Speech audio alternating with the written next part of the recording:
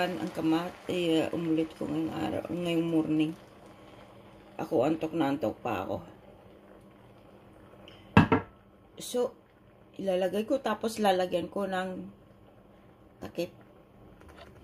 Ang lalagyan ko ng takip, maghihintay ako dito. So, tala! Tapos, bahaw ng kanin. Mamaya kakain ako. Oh, yan, kanin ko.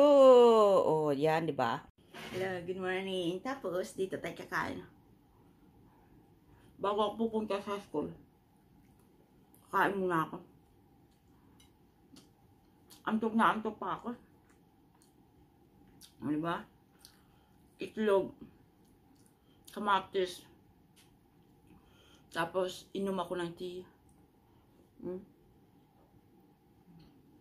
Ang sarap. Dahil ngayong araw may isang oras ako sa 1 hour and 10 minutes. I need to be smart right now. I'm not so good to mathematics, you know. My proof test today is Swedish test and math, but I don't know how to mathematics. So I'm hoping that my tomato or onion to make me smart.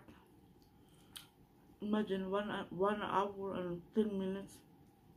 I need to answer everything. I hope it's not so difficult. It's not easy. Imagine 1 hour and 10 minutes. I'm gonna answer the test today. It's not good.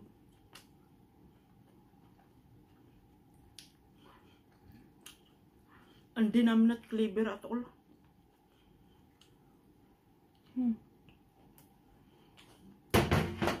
You see, I need to use energy drink because my brain is not function right now. How am I gonna answer the math today if I don't know how to 1 plus 1? Oh my gosh.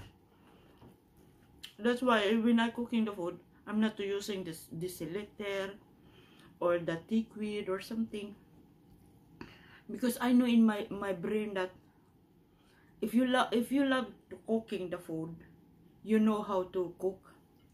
That's what I always do thinking, that when you're cooking the food, when you love yourself, so you know how to cook. That's why. Thank you for watching. Bye-bye. God bless you all. Good morning. Ngayon gagawa ko ng omelet. Tapos, dalawang itlog. Tapos, kamatis. Tapos, onion. Tapos, milk.